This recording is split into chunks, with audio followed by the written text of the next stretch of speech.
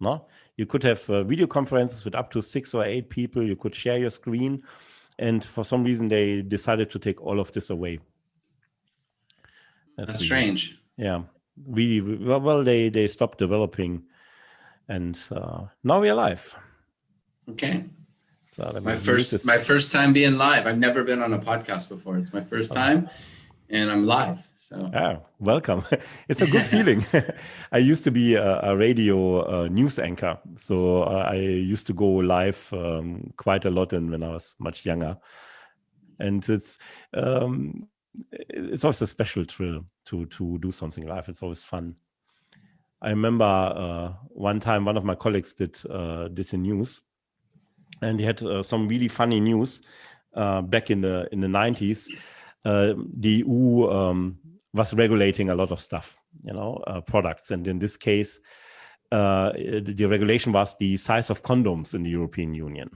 Oh boy! And he went like the actual size of the condom. Yes, oh, wow. they are standardized, and they have to have a certain life. And he went to the news very calm, very professional. And then at the beginning of the next news, he started laughing so hard because he couldn't stop anymore. Because the northern countries, they complained to the southern countries that the size of the condoms that were standardized was too small.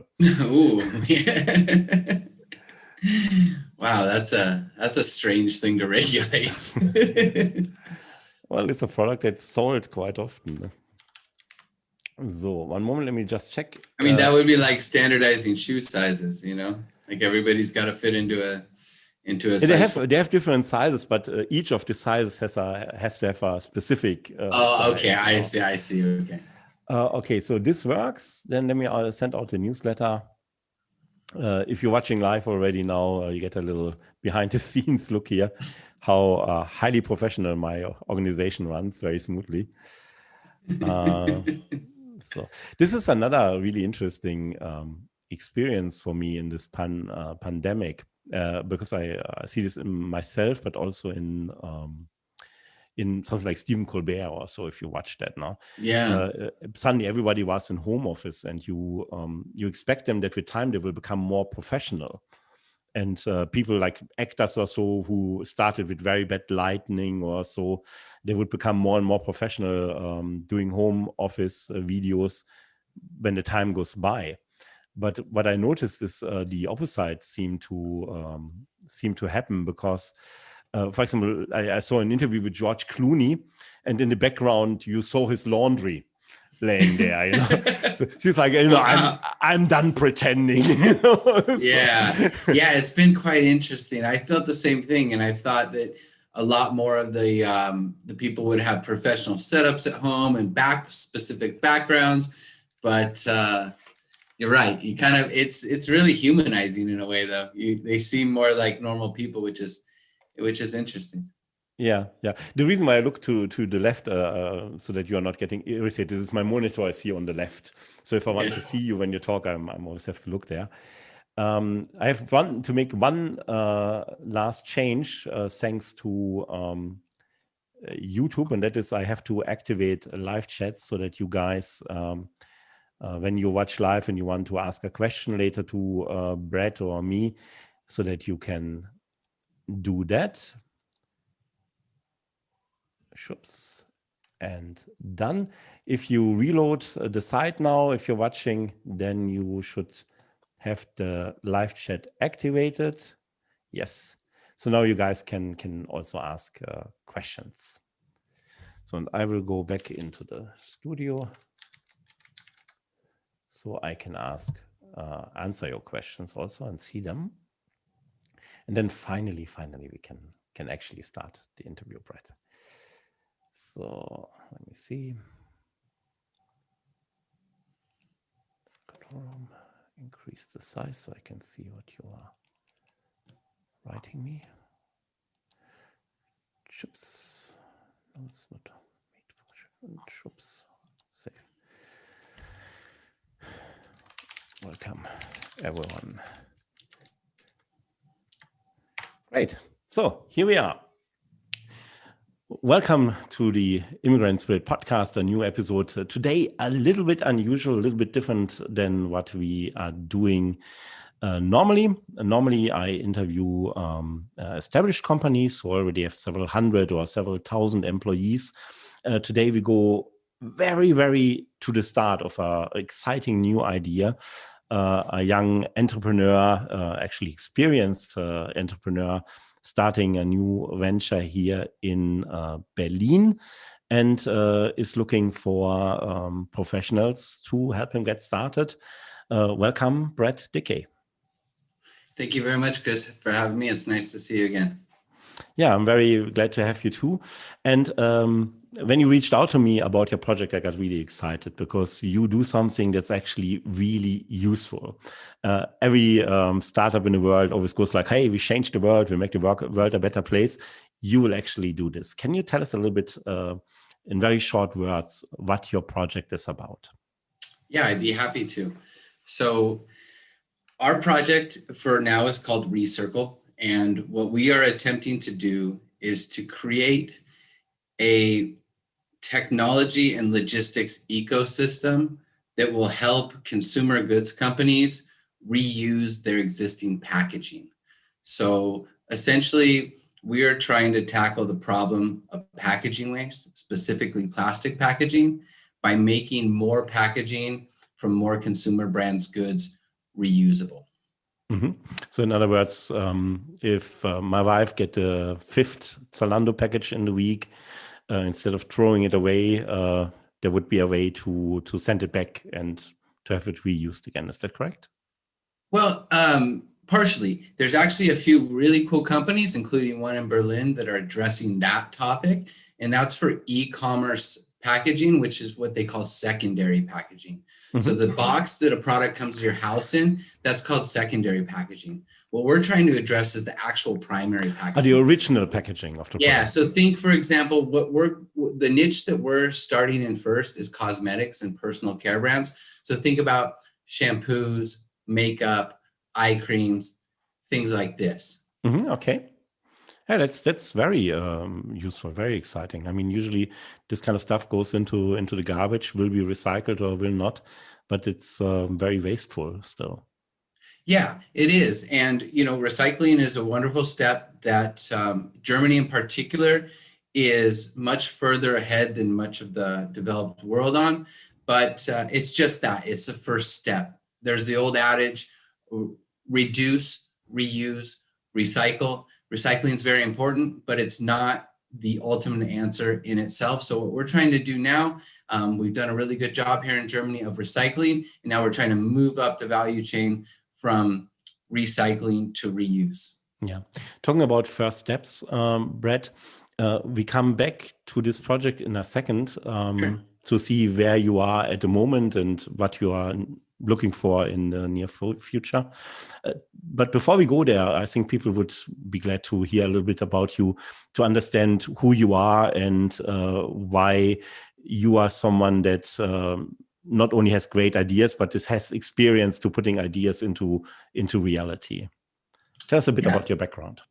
Yeah, absolutely. So I'm originally from California, and I have been passionate about the environment since a young age, and being fortunate in that in California, we've always been quite progressive about environmental actions. But in the year 2012, I moved to the country of Panama, and I started a tourism company with my own money. And over the last 8 years, that company's grown to be quite sizable and quite successful. And we operate the majority of our tours and trips in a remote area off the Caribbean coast of Panama where there's no waste management system. So I really have seen, experienced, and felt the pain firsthand of the packaging waste, particularly the plastic packaging waste crisis, in an area where there's no waste management system. So through my tour company, alongside local indigenous communities, I started some local and regional waste recovery, recycling, and upcycling programs. And that's really where I got the sense that I could do this, that I could make an impact. And since we've had some success with that, I've been wanting to take it to the next level. I was really fortunate to meet a wonderful German woman several years ago in Panama. She stayed with me there for some years, but last year she got a wonderful job offer here in Berlin. We decided that she should definitely take it, and that I would come here to Berlin and look for my next venture, my new path. I knew that it wanted to be something related to sustainability and the environment. And I was very fortunate to find a company builder here in Berlin, a business incubator, that heard my idea, liked it, and has been supporting me for the last 6 months in trying to make it come to life. Mhm. Yeah, which brings us to the status quo. At which point is your venture right now? Where are you staying?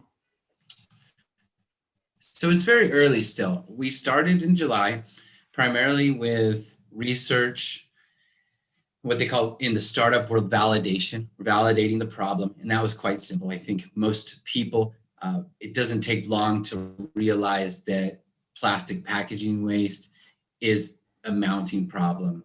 And from there, I was tasked with finding a viable solution, which I have. And I've spent from September of last year until December of the end of 2020, validating the solution. And what that means is I've been interviewing executives from major consumer goods companies and experts in sustainability, and essentially getting their opinions and theoretically testing my solution. So where I'm at now is the solution concept has been validated theoretically, and the company builder that I'm working under thinks it's time that we look at actually starting to build the product. And we are looking for technical and or engineering co-validators to join my project to essentially fill out the offering in a more specific and technical way prior to requesting funding. Okay. And can you tell us a little bit about our investor? Yeah. Can you tell us a little bit about the ideal candidate to work with you at this point? What is a technical validator, simply put? Yeah, in terms of your product.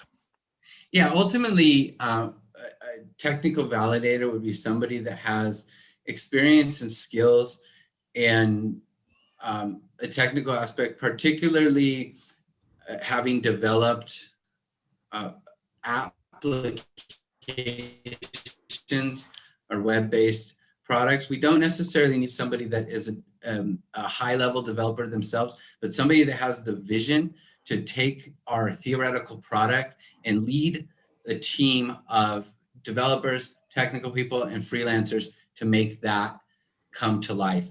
A second important skill, quality of this person is that they need to, it's important that they're not risk adverse. You know, this is a very early stage operation. There is a lot of potential. With that potential upside, there is a significant amount of risk. You know, this is something that is quite ambitious. It's quite complex, but that's what I feel makes it exciting. And we need somebody that, you know, isn't scared away by that, that sees that as a benefit rather than a negative. Okay. So this person would eventually also become like a co-founder. Do I understand it correctly? Exactly. So we're looking for 1 to 2 people, depending on the skill sets they have. I have the opportunity to bring on up to 2 co-validators. And if and when we receive funding from our investor, at that point. You get lost there. I'm sorry, Brett. Hello, Brett. All of us would be, I'm sorry about that. Where'd you? The last thing I heard was we want to bring on 1 or 2 people, and if and when we get funding. That was the last thing I heard. Yeah. So if we get I'm sorry, you go away again. funding at that point, then me well now, Chris. Now I hear you again. You were gone. As soon as you started talking, you were gone already. Let's try one more time. Yeah, sorry about that. Okay, so the short answer is yes. The co-founding members that I bring onto my team in the next month or so, when the project is funded, they will become founders and they will have equity equal to me in addition to a salary. Mhm. And what is the risk they take on at the moment? Because most of my audience, they obviously look for employment. Would they investing their time? Would there be a salary or a consultation fee while they are starting, or would they really basically work for free until this project finds investors? No, there is a salary. We call it a stipend. I'm very sorry, Brett. 2,500 euros a month Sorry, until the project Brett. is. Brett, I'm very sorry. You get lost all the Yeah. time again. Can we try this again? That's so strange. I haven't had any issues with my internet. Yeah, let's switch off video, even though this is YouTube for the moment, so that we have a little bit more stable connection. Okay. How's the audio now? Yeah, this is better. Okay, so yes, there is a salary. We call it a stipend actually, and it's 2,500 euros per month until the project is funded. The reason that I say that there's risk is that it's a maximum of a 3-month contract with the potential that that contract will be renewed one time. But essentially myself and my co-founding team have ideally 3 months, but a maximum of 6 months to have this product ready to pitch to our investors. And at that time, our investors will decide if they're going to fund this, which is obviously the ideal outcome. And if they choose not to fund it, then the project is effectively over. Yeah. Yeah. So, and in which form comes this stipend? Is it a salary? Is it a freelance payment? The reason why I asked this is because there might be visa issues for people. Yeah, that's the great thing about it is the individual actually has the option. So they could either be a salary or it could be paid via to a freelancer. That's the decision of the person coming on. Yeah. Oh, this is very good, actually. Yeah. When I started my company, nobody offered me a salary. I had to basically earn money right away. Exactly. Me as well. So for me, it's been an amazing thing, an amazing opportunity, and I was really pleasantly surprised that somebody's willing to actually pay me a little bit of money to try to make one of my dreams come true. So active opportunity, but for somebody who's wants the security of a full-time, long-term job, it may not be the best fit. Yeah.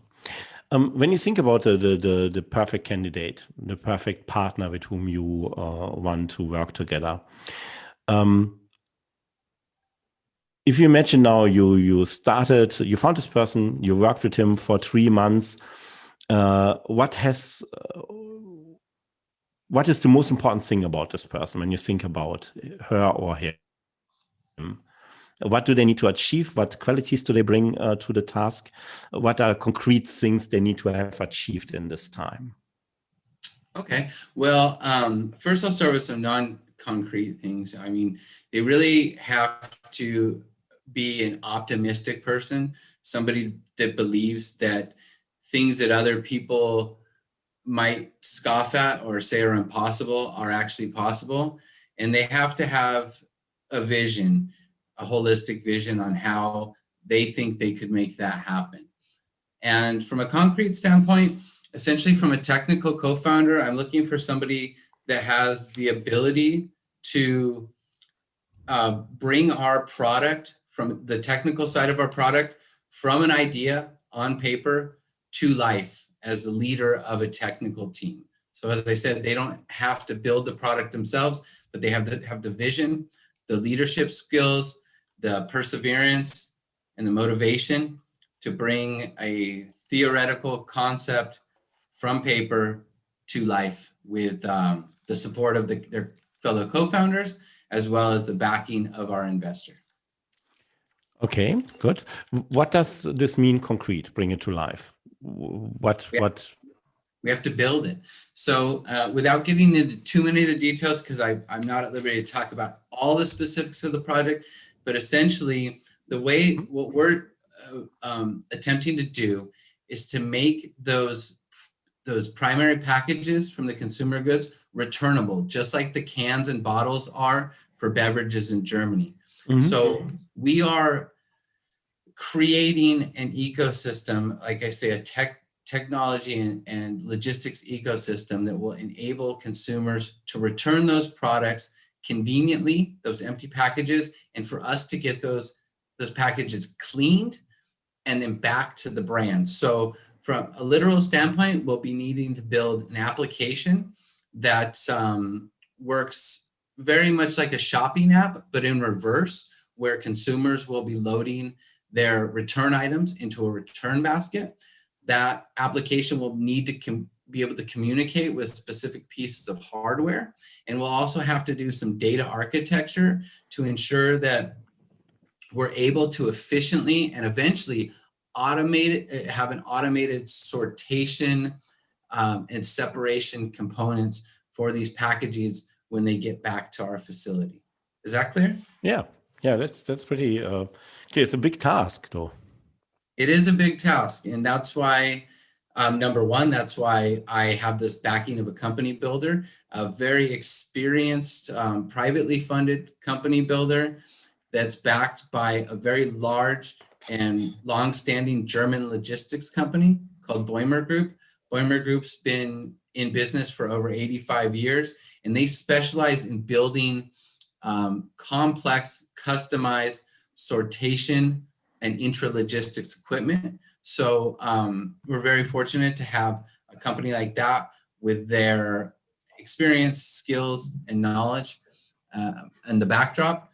But yeah, it's an ambitious project. It's complex, and it's not your typical startup. This is not the type of venture where you were looking at developing an app, getting it to market, scaling extremely quickly, and cashing out in 3 years. This is going to be more of a hybrid. You know, there's a very technological aspect to it. There's a startup aspect to it, but there's also a very traditional aspect to it where we're going to be operating facilities, machinery, hardware, and we're going to be dealing with physical packaging. So as I said, it's quite ambitious. It's quite complex, but myself and several major companies that I've been in communication with believe it's possible. So we're going to give it a try.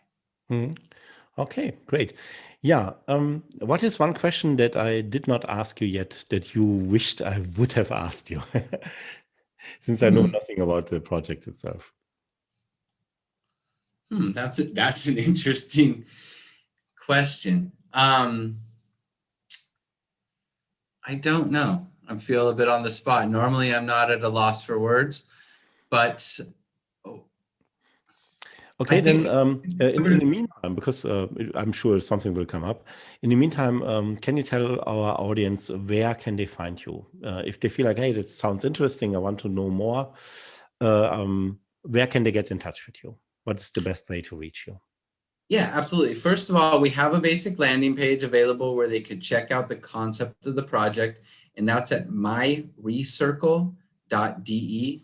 So that's myrecircle.de. And they can also find me on LinkedIn by searching my name, Brett Dickey. I am I believe, the only Brett Dickey in Berlin.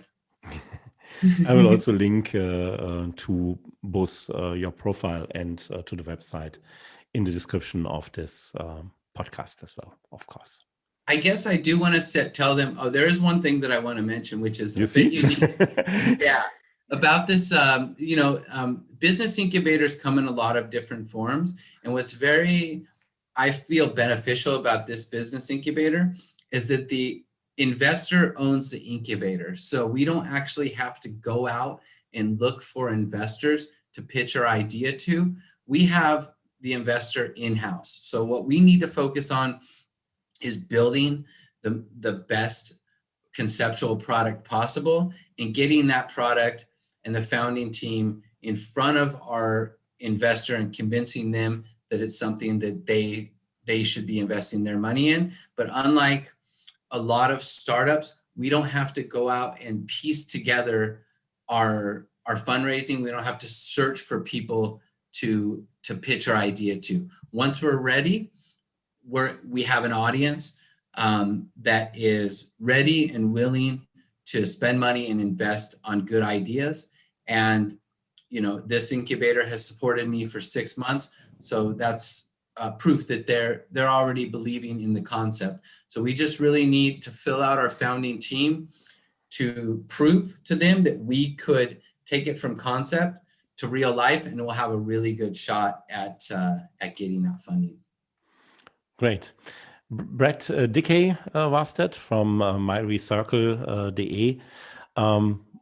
If you feel tempted to create something from the ground up together with Dickey and the incubator that supports him, reach out to him via LinkedIn or via the website myrecircle.de, and we'll also link to both of them in the description of this podcast. Hey, Brett, thank you so much for your time. And thank all of you for listening mostly today, because we had to switch off the video to get a clearer audio. And hopefully we hear very soon from you when your company is really getting started and you grow, hopefully unlimited. Yeah. Well, thank you very much, Chris, for the opportunity and for what you're doing with your company. I think it's a wonderful service you're providing. So I'm happy that you're having success, and really appreciate the opportunity. And I encourage anybody that feels that they might have what it takes and the interest to pursue this to contact me, and I'll be looking